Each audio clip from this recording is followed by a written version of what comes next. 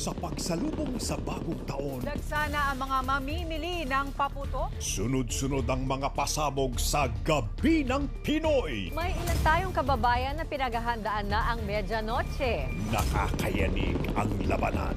Pati si Santino, sinaktan mo? Nagsisi ako nito sa mga nangyari. Ikaw naman talagang may kasalanan sa pagkamatay ni Noy. Kapal talaga ng mukha mo. Malapit nang matapos ang misyon ko, magagawa ko na ang huling tungkulin bilang isang ina. Malaki tayong transaksyon ngayon. Hindi ako makakasama. Ibigay ni Lolo Noy. Umiwas kayo sa gulo.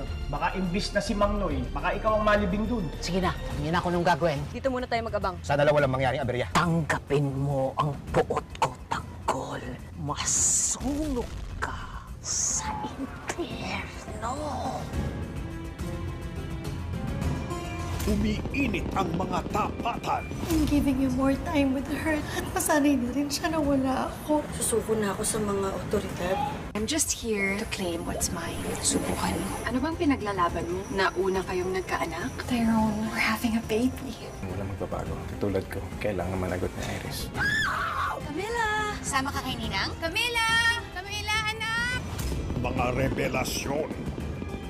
Ibibigay yung red cup sa taong tinutukoy ko. Sino sa Big Four ang pinakamatakaw?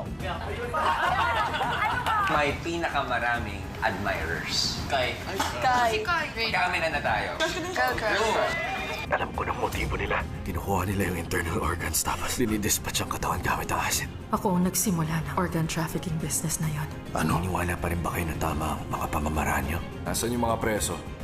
Sana hindi lang ang sarili mo ang isipin mo at sa huli masaktan mo ang mga nagmamahal sa'yo. Sabi mo sa akin, pag pinuno na ako, susuportahan mo ako. Tutulungan mo akong itayo ulit ang angkan. Ba't ganyan ka? Pasabog ang bagong taon sa Gabi ng Pinoy.